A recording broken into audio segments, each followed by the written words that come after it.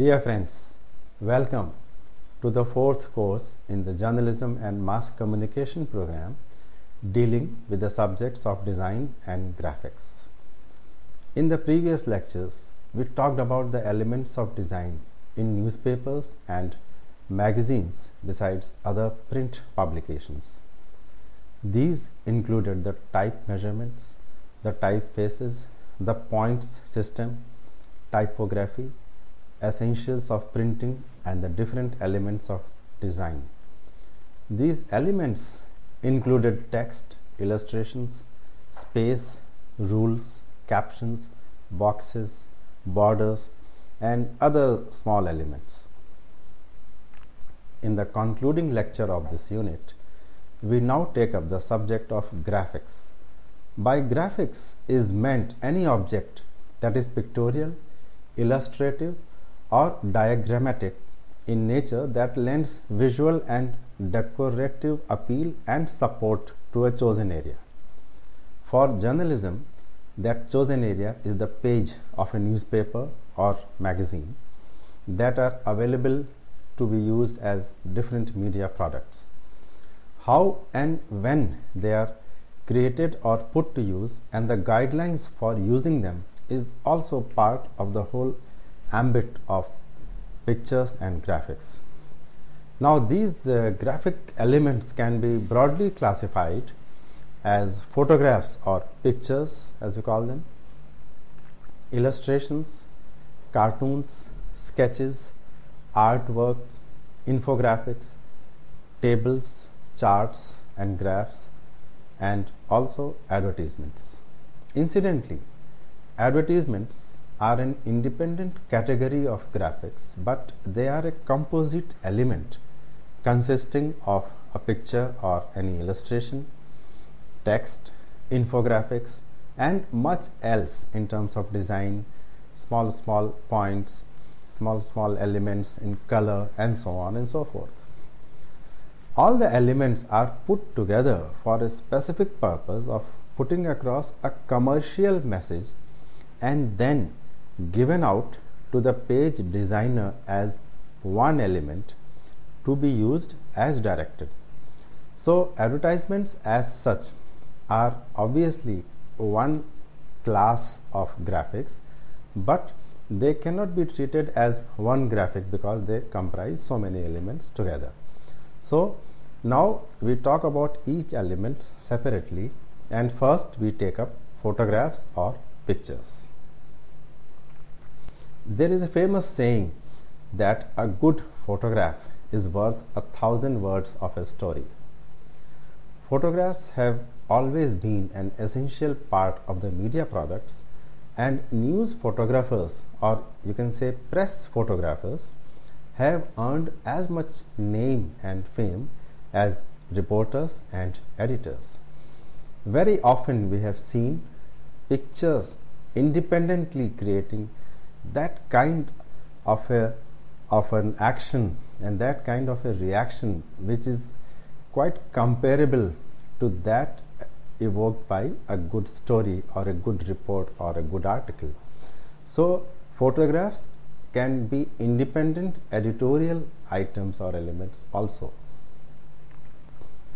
Today, although everyone is so used to having pictures of all colors, shapes, and sizes being used freely in all kinds of publications, there was a time in the early era of journalism when the technology for taking pictures and reproducing them in printed forms was not available at all. It was not freely available, and it was not very easy to do so. It was only after the invention of the camera that pictures could be taken and printed or reprinted, although the process initially was time consuming and very expensive. Then came the process of block making in the printing technology, through which photographs were processed and an engraved image comprising of dots on a zinc based chemically coated plate was made and mounted on a wooden block. That is why the whole thing was known as a block. This block was then put into the cast, which consisted of lead types of text and headlines produced by the hot metal linotype machines. This was indeed known as the hot metal era, when black and white photographs could be used in newspapers and magazines, but use of color photographs was still not possible. It was only with the advent of offset printing that color scanning and processing became easy and widely available. Computerization and subsequent availability of digital cameras made things still easier, and today there is a possibility that a picture can be clicked and used in a publication within minutes, and thousands of copies of that publication can be printed and distributed throughout a chosen area within a few hours. It must be understood that as things have become easier on the technology front, the role of creativity has increased manifold.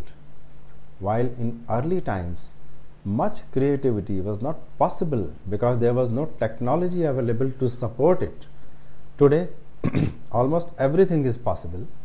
Therefore, the focus is on creativity. The changes in technology that we have just talked about have spanned about 3 to 4 decades. The invention of the camera, then the arrival of the offset printing technology, then the production of digital cameras, computerization, and so on. The related activities, therefore, have taken place in the last 20 odd years or so. So we can understand that all these great changes in reproduction of print and photographs are relatively very new as compared to the history of the newspaper industry. In print publications, many kinds of photographs are used. In news publications, the broad categories are of news photographs and feature photographs. The distinction is self-explanatory. News photographs are those that pertain to a news event of the day, while feature photographs may come from photo library or archives, or even from a day's outcome of a photographer, but they do not pertain to a news event.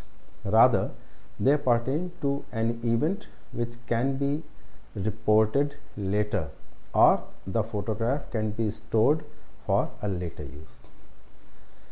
So, as far as the kinds of photographs are concerned, the main of them are personality pictures, stock pictures, live or action pictures, and representational pictures.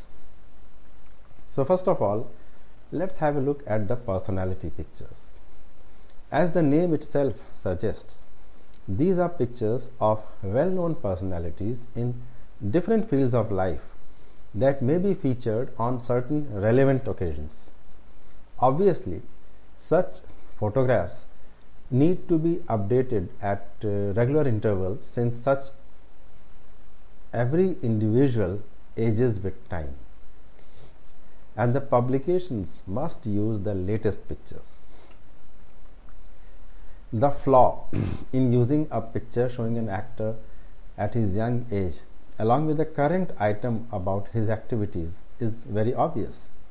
However, most media houses keep a stock of pictures about eminent personalities at various stages of their lives, since these might be required to be used in case of their winning an award, or worse, in case of their demise.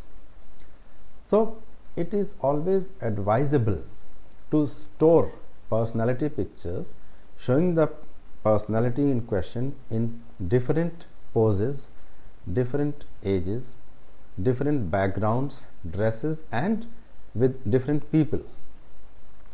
The role of the makeup editor is to select the most suitable picture to go with an item concerning that personality on a given day.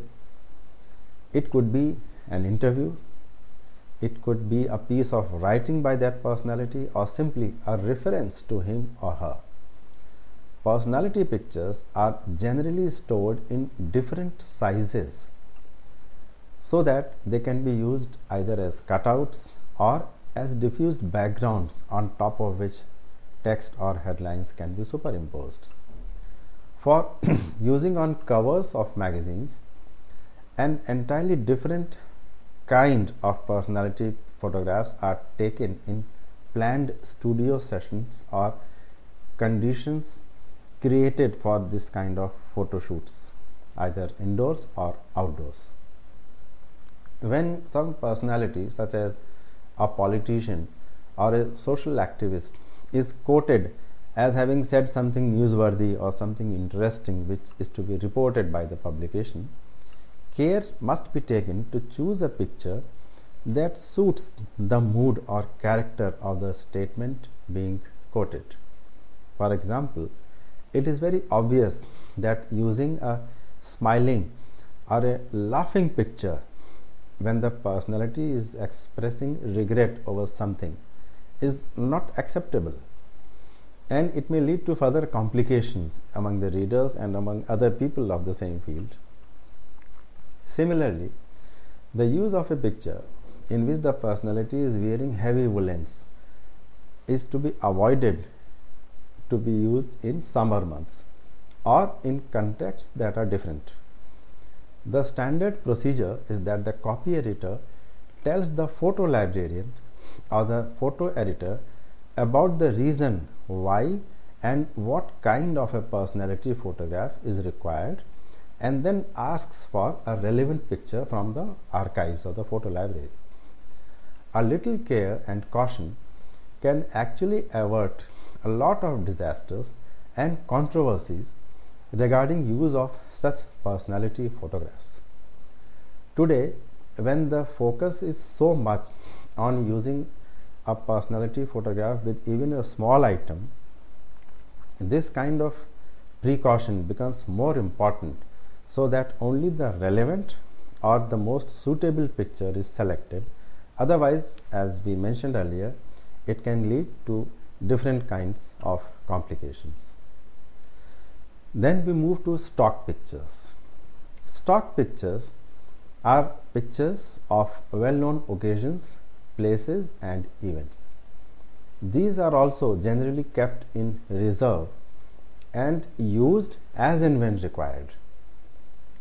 These include, for example, pictures of festivals, celebrations, decorations, elections, people at work, such as farmers working in fields, workers in factories or laboratories, employees in offices, students and teachers in classrooms or institutions, or scientists in labs or institutions, and so on. These photographs are procured either from photo agencies or the photographers themselves on assignment keep clicking them whenever they move out on a different assignment, any day or any time during their work. The demand for such photographs is very high in illustrated news or magazines. But nowadays, such photographs are very frequently used in newspapers also. Here, care must be taken to ensure that the stock photographs are updated regularly to reflect the changing realities. For example, using pictures of festivals or celebrations held too long ago with an item that is about a recent festival may not give a very correct impression, since things change, decorations change, the people's turnout changes, and so on. In case such a wrong decision is taken, it may create a wrong picture or suggest motives when there are none. Similarly, showing factory workers or employees in workplaces that ceased to exist decades ago, such as textile factories or boiler rooms and so on. This also should not be used. Such pictures also should not be used with the current article on labor situation. It may not be a very good idea to show factory workers when we are talking about labor problems and so on, because probably such factories do not work that way today. So care needs to be taken that a stock picture showing something that does not exist any longer or has changed dramatically is not used with the current article. Such pictures, in fact, as a rule, must have a relevant caption that makes it clear how old the picture is or on which occasion it is being shown. Even if a caption is not to be printed along with it in the publication concerned, it must be made available to the makeup editor to make the reference and context clear to him. As is the case with personality pictures, these stock pictures are also kept in store for quite a long time. In case these might be required to actually show the contrast between times now and then, such pictures can be used in two different contexts.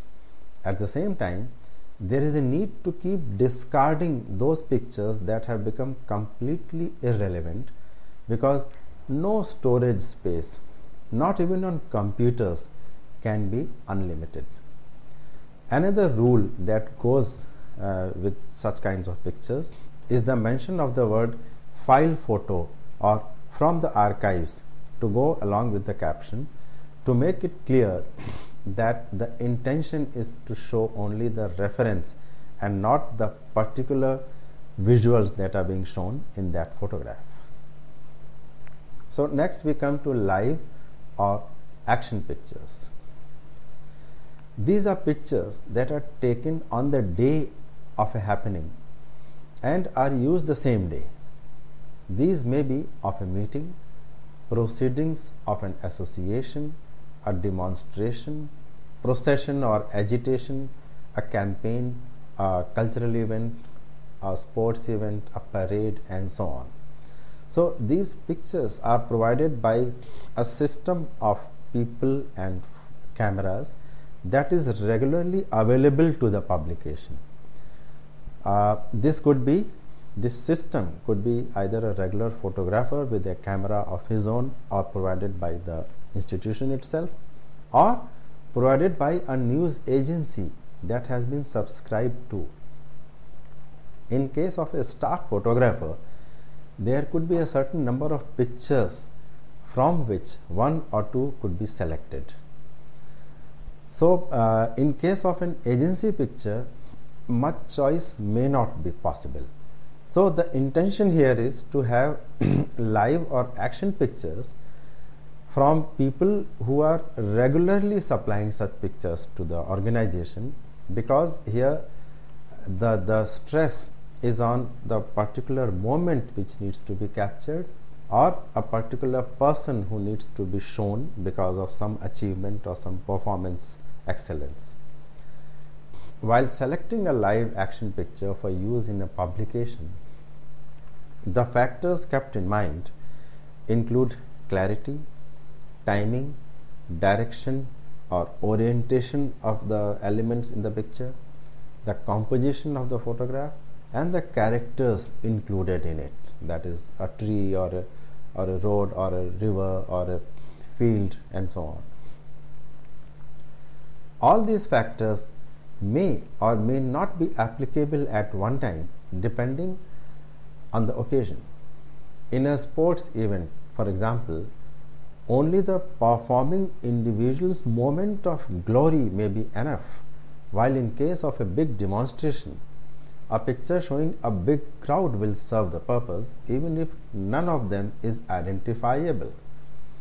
In case of a meeting, the key participants in the meeting must be shown or those addressing the meeting must be shown, while in case of a cultural performance, either the lead performer, whether a singer or a musician, should be highlighted, or the best moment in case of a group performance such as a stage play or a dance should be highlighted in the photograph that is to be selected. As we can see, very often the photographer may not have brought the picture which would have been the ideal one to be clicked at that moment, but a photographer may insist that what he has brought is the best. Such discussions and claims from the photographers are commonplace in a media publication, and usually it is none of the two arguments but the deadline which wins the day. Which photograph is to be selected may not depend on the photographer's choice or the editor's choice, but it is decided by the approaching deadline, which photograph has been provided in the given timeline. Simply put, if it is getting late, any picture will do. While having the complete caption with all the names with their correct spelling, the order in which the individuals appear in the photograph, the date, the time, and the place of an event are an absolute must in the caption. Such photographs actually give a lot to be learnt by both the photographer and the makeup editor. Both of them learn from what is written in the caption about the event, about the characters being shown there, and also about the mood and the environment of the photograph. Selected action pictures are generally kept in store for later use as stock pictures.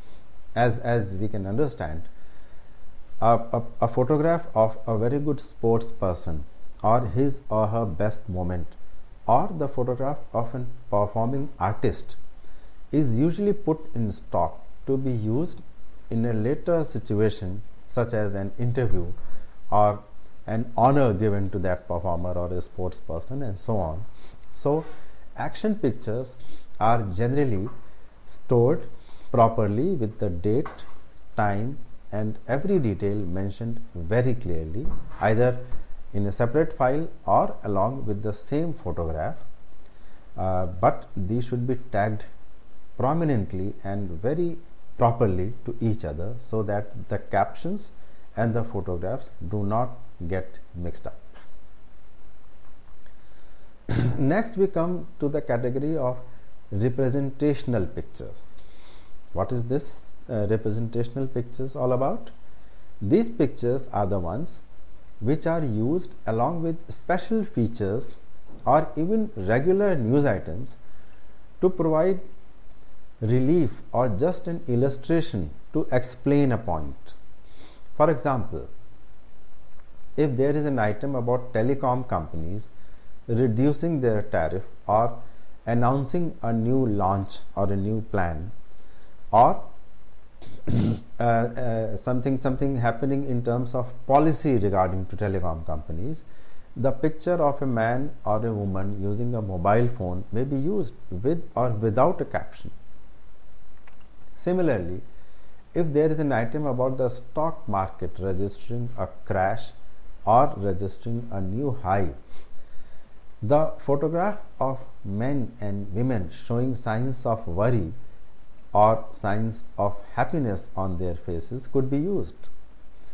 With an item on education, a classroom picture could be used ideally either with or without students in it. As we can understand, in such cases, the types of individuals shown in the picture may not matter much. It means that the picture could show young men or women rather than students or senior citizens. If it is about the stock market, you can show young people or middle-aged people and so on. If it is about education, one may show a school's classroom or the classroom of a management institution or even a science lab and so on. In case of illustrated magazines or feature magazines, such pictures are used more frequently and in a much greater variety and range. For example, in stories related to crime, dramatized pictures or pictures created on purpose featuring actors or actresses could be used. Such pictures, as we understand, are obviously planned and clicked in studio circumstances or location backgrounds. Representative pictures, unlike stock pictures, cannot be used repeatedly and are generally used afresh every time, because there could be 20 occasions in a month when we are talking about telecom companies, or there could be n number of times when we are talking about stock exchange crash or stock exchange high, or education policy undergoing a change, and so on. So we cannot use such pictures repeatedly. So these representational photographs must be provided by a photographer or through a photo agency on a regular basis so that the stock is updated every time. And there is also a possibility that such pictures may also be provided by writers or contributors who have filed such an article in case their articles are being used. These kinds of photographs generally pertain to a travelogue or some kind of an event where the writer himself has been present, and so on. So there are some precautions in using all kinds of photographs which have been discussed so far. The general rule in case of all kinds of photographs is that the people featuring in such photographs should not appear to be posing for the camera, for the photographer who has clicked it. In case of photographs of meetings, conferences, public appearances, public gatherings, etc., the photographers take special care to click when the subject is not looking into the camera and is in action, such as waving to the crowd, raising a hand to make a point, making a gesture, and so on. Exceptions are generally made in case of ceremonial occasions or celebrities when the individuals being photographed are expected to be posing in any case, like taking a salute or standing straight in, say, the Parliament House and so on, or in a parade. Another general rule is that the photographs must be used on the pages in such an orientation and in such a direction that the individuals who are in focus in the pictures are not looking towards the outside of the page margin. It means that if the person or the persons featuring in the picture are looking towards the left of the picture, then the picture should not be used in the left side of a left hand page. If it is used this way, then the person in photograph would appear to be looking out of the newspaper page. The makeup editor must be told about such an orientation before the placement of the photograph on the page is planned. In fact, in most cases, generally, the makeup editor may ask the photographer to provide a left orientation picture or a right orientation picture, or he may give an instruction that he needs a photograph in which the subject is looking straight or a little inclined towards any of the directions which will suit the page that is being designed. Another precaution is that photographs not showing the relevant details are too dark or too light, regardless of the subject matter, are better not used. It must be remembered that it is better not to use a picture rather than using a bad quality picture, because a reader always remembers only the good visuals. A series of good visuals used over a number of days may not be remembered, but a bad picture will ruin everything good that has been done. So it is better to avoid using a bad quality picture. The question of photographs being acceptable on standards of public decency is also an important one. Pictures showing graphic violence, unacceptable behavior in public or private, or encroaching upon individuals' privacy or dignity not only bring disrepute to a publication but may also invite legal action in addition to public wrath.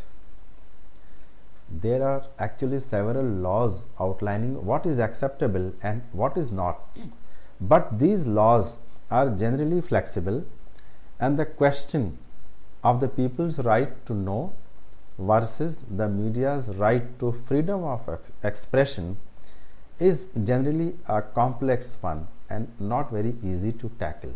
But every day, everywhere, the media persons or the editors have to take a decision which is in keeping with the standards of decency and dignity of the publication as well as of the readers thereof. There is a separate discipline known as photojournalism, and as we are discussing photographs as a component of newspapers, let us quickly understand what is meant by photojournalism. It is a particular form of journalism by which we mean the collecting, editing, and presenting of news material for publication or broadcast that creates images in order to tell a news story. It is now usually understood to refer only to still images, but in some cases the term also refers to video used in broadcast journalism. Photojournalism is distinguished from other close branches of photography such as documentary photography, social documentary photography, street photography, or celebrity photography by the qualities of timeliness, that is, the images should have meaning in the context of a recently published record of events; objectivity, the situation implied by the images should be a fair and accurate representation of the events they depict, both in terms of content and tone; and narrative, that the images combine with other news elements to make facts relatable to the viewer or reader on a cultural level. So, timeliness, objectivity, and narrative are the three factors which distinguish photojournalism from all other kinds of photography, which may have different intentions for the viewer. Like a writer, a photojournalist is a reporter, but he or she must often make decisions instantly and carry photographic equipment, often while exposed to significant obstacles such as physical danger, weather, crowds, unseemly behavior of people, unruly mobs, and even unpredictable kind of events when a news event is most likely to happen. Taking photographs for newspapers takes skill, it requires training, some kind of certification, and countless hours of working in the field in order to cultivate talent. Newspaper photographers, also known as photojournalists as we mentioned here, can be employed through a variety of media. They must produce truthful, newsworthy action images of breaking stories, events, and people on the given deadline. Being a photojournalist can be an enriching and rewarding career for those who are passionate about the craft. Internships and volunteer work are commonly required to land a steady career in photojournalism. We are mentioning these things here because when we are talking about journalism and mass communication, the use and the context of photographs is an essential one, but the branches of career for becoming a reporter or an editor or a photojournalist are slightly different and divergent. Now let us come to illustrations. An illustration is an artist's creation made to depict either a theme, or a combination of elements. An illustration would generally be used with a feature or with a magazine article. These are especially commissioned items and are created as per the instructions of the editor. There is very little possibility of an illustration being used twice, except in case of illustrations that depict a regular occasion, such as a festival. Also, there is very little possibility of the same illustration used by two publications, unless the artist himself has given it to two publications, and then he is sure to lose his work in either of the two publications if he does so.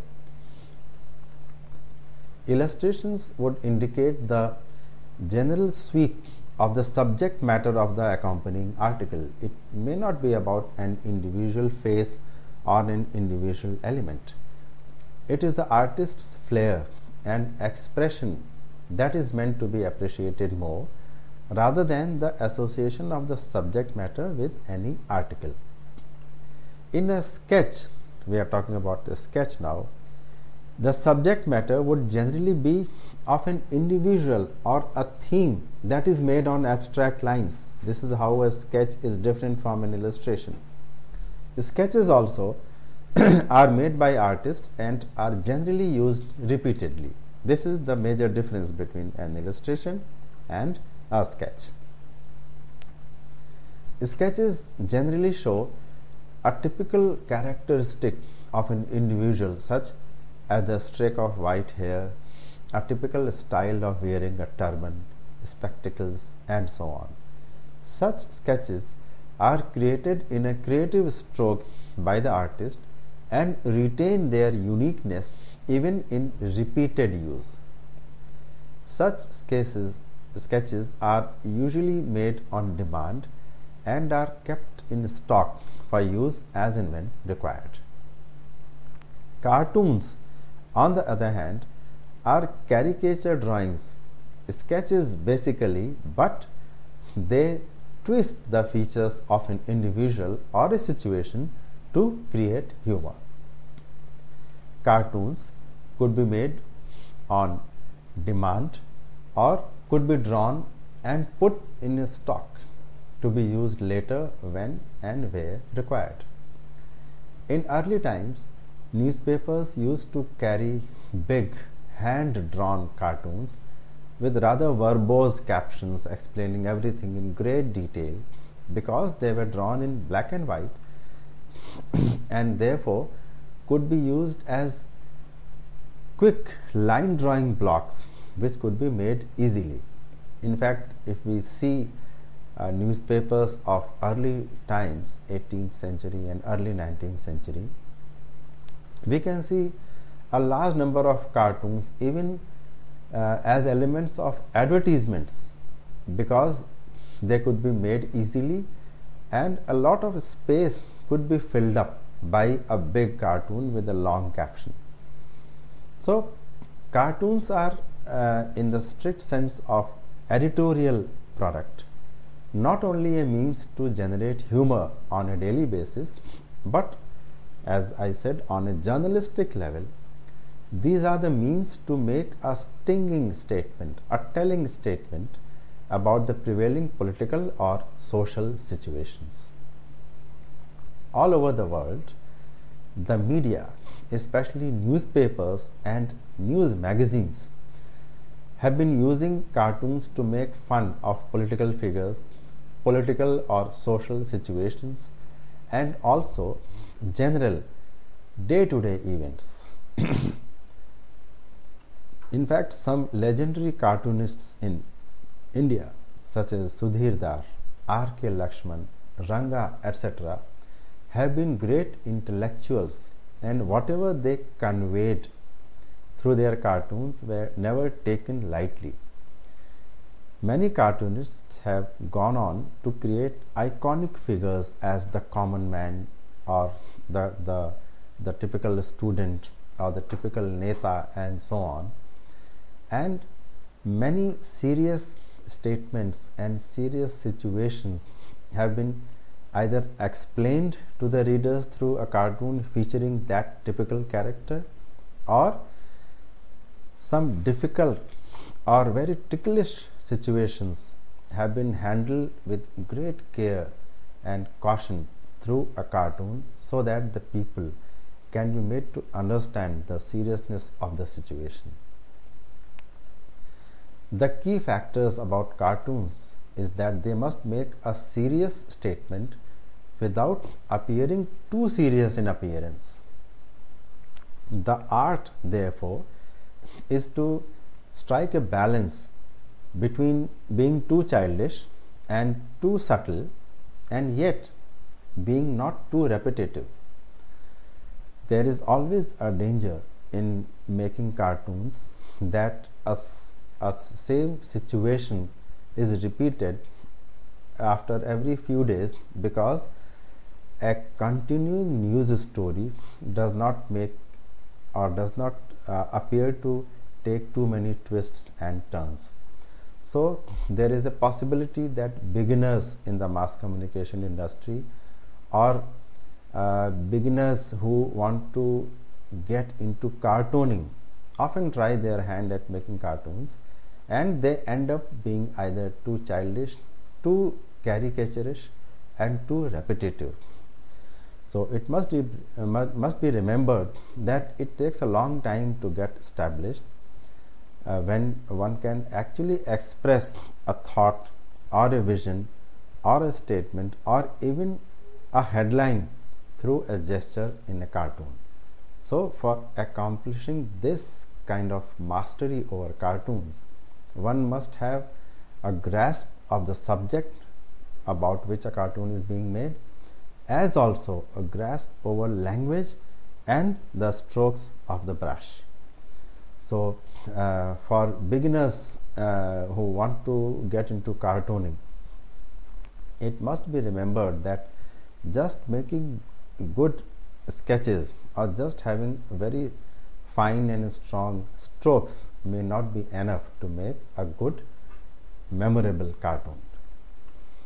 With the advent of computer assisted all color drawings becoming easy to make and simply available everywhere, most artists now draw a cartoon on paper, then get it scanned, adding finer and finishing touches at a later stage.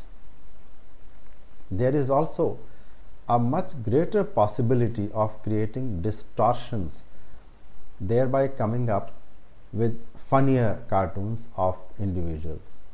The important thing with the cartoons is not the degree of distortion, but the depiction of an unusual feature in the face of the personality who is being sketched about and who is the subject of the cartoon.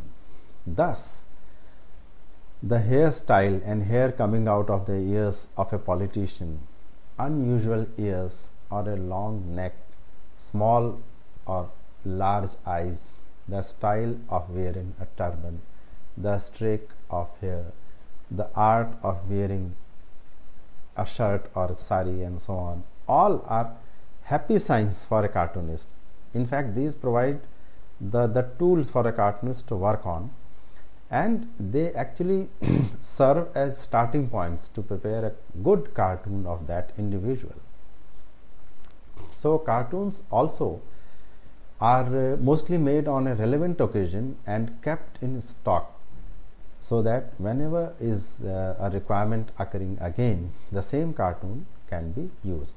This is quite different from a regular daily cartoon, which can be used either on the front page of the magazine or a newspaper, or on a set page of a publication on a daily or a weekly basis, or whatever the periodicity of the publication. In that case, that cartoon which is going regularly over a period, that is daily or weekly and so on, that kind of a cartoon is a one-time, one-off kind of a sketch which will never be made again. And The other kinds of cartoons are those of individuals and events which can be used repeatedly and on several occasions later on, such as uh, a leader or a politician talking to people in front of him, or some scientist working in a lab, or a man crossing the street, and so on. So such cartoons can be used on different occasions repeatedly, but a cartoon which has a fixed order of appearance is to be used only once. Then we come to the category of artwork. An artwork is a piece of work in which multiple and diverse elements are used to create a message, an advertisement, or an accompanying picture with an article. These elements could be personality pictures, stock pictures, color backgrounds, abstract features and shapes, etc. Artwork is generally created by artists who appear to be in a hurry. A stroke here, a color strip here, a face here, and an abstract figure of a tree or a flower or an animal can comprise an artwork which could go with a related article. In newspapers, an artwork is generally prepared by artists who are either part of the team or whose services are obtained for small periods or for that particular occasion. In most cases, an artwork is date specific creation, and therefore the same piece cannot be used repeatedly. One can recall an artwork going either with a very longish essay kind of an article, or even a work of fiction featuring in a magazine, or if it is about environment versus development kind of a story, then an artwork showing a combination of elements, that is a farmer or a laborer and working fields and coal mines and equipment used in mining, etc. These can be combined together to create a visual kind of a statement which fits with the contents of the article with which this artwork is to be used.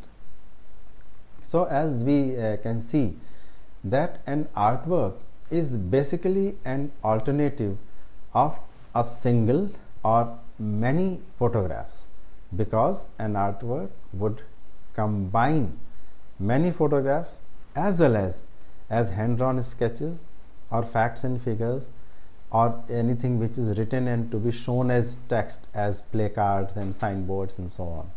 So an artwork is a fairly good and comprehensive means to show something which is both visual and textual in its appeal. The next element we talk about is infographics.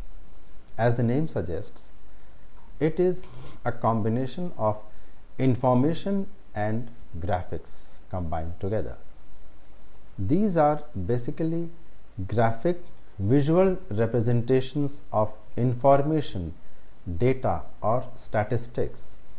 These graphics present complex information with the help of a graph or a table integrated with a visual that could be a photograph, sketch or even an abstract shape. Incidentally, making an infographic seems a little complicated but it adds value to an article if an infographic is complicated.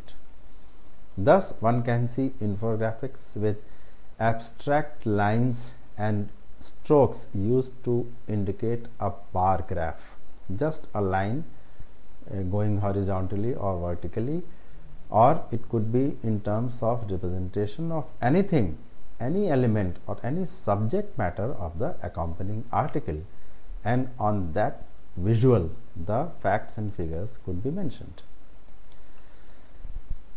The creation and use of infographics has become extremely popular in both newspapers and magazines, since it provides an opportunity to present dry statistics in a colorful form, attracting the reader's attention.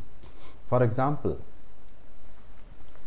information about China's rising defense capability over the years can be shown as a dragon getting bigger over the years, with the statistics superimposed over the sketch of the dragon. Or if one is talking about the rising number of telecom subscribers, one can show a handset or even the telecom towers on which the facts and figures could be superimposed. So here we are presenting information in terms of data or statistics, but we are using it in combination with a graphic which is related to the subject matter. Therefore, the term infographics. This is a relatively new product used by the media in the recent years, but it has caught the fancy of editors and designers across the world. And today, as we mentioned earlier, the more complicated an infographic, the more informative and the more value is added to it and to the article accompanying the infographic. Next we come to tables, charts and graphs. As the terms suggest, these are statistical items that can be used as single entities also. Such a use is preferred when the statistical information is small, running into say 3 rows and 2 columns. So rather than use any other graphic, we just use a small table or a small chart showing the figures as it is. Obviously, the information used in a table or a chart or a graph should not be very bulky, and therefore it can be given in very simple table or charts which could be used in the middle of the text and also as part of the headline or part of the visual with which the graphics can be used. And tables, charts and graphics and graphs are usually used when we are talking about comparative figures or showing the pattern of growth or decline in any subject, or we are talking about commodities or market products and so on. So basically, whenever simple comparisons are being made or we are referring to a future projection and so on, such graphs and tables are used as a matter of routine. All the above mentioned elements qualify as being graphics. Their availability and creation is dependent on the space on the page and the creative demand of the makeup editor. As mentioned earlier, good publications were being brought about some years ago as well, but they did not carry too many photographs. So some general considerations for using graphics on pages have emerged over the years, which distinguish today's publications from those brought out some years ago. These considerations are: number one, the number of graphics must be kept limited on a page to avoid the page looking cluttered with all sorts of elements. One must pay attention that a photograph and a cartoon and a sketch and an infographic, all things together are not used on one page in case one wants to show a strong bout of creativity, because it will end up making the page appear cluttered and bad. Number two, the creation of illustrations and infographics should not be overdone for the sake of showing creativity. The impact of such overdose is just the opposite. An example here would be, if we are talking about a film actor or a celebrity and we want to create an infographic or an illustration and we use a big provocative kind of a photograph, because we feel that okay, since it is a celebrity we are writing about, we can overdo things. But in most cases, such an overdoing actually has quite an opposite impact on the readers, who may feel that it is something extra and avoidable which is being offered to them. So it should never be overdone. Number 3, a graphic other than a photograph is generally not used in case of a report or an article on a serious subject. Instead of that, just a personality picture or a map, as the case may be, are considered for use. For example, if we are talking about the changing equations between India and the neighboring country, it's better to use a map of the two countries or the faces of the leaders of the two countries superimposed on the map, rather than make a map and play with it, adding trees and rivers and figures to it. Number 4, a sense of balance has to be maintained in using 2 or more graphics on a page, so that the page does not become lopsided or top heavy. If there are 4 elements that must be used, then 2 must be on one side of the page and the other 2 must be on the other side of the page. Computer assisted page design gives us many opportunities to use pictures or graphics in as many ways as we want.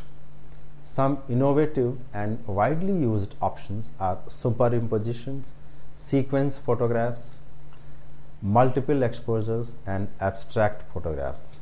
These are actually photographic specialties, and in the hands of experienced designers, these can produce dramatic effect and appeal. Quickly, superimposition is the use of one graphic element over another, either fully or partially. Even headlines can be superimposed over photographs, provided the photograph has some area such as the sky or grass or plain ground, blank wall and the like, that can be used for superimposing the headline. This produces a dramatic effect and also saves space. It is a fairly common occurrence in magazines, but other applications and publications also use it, but with lesser frequency.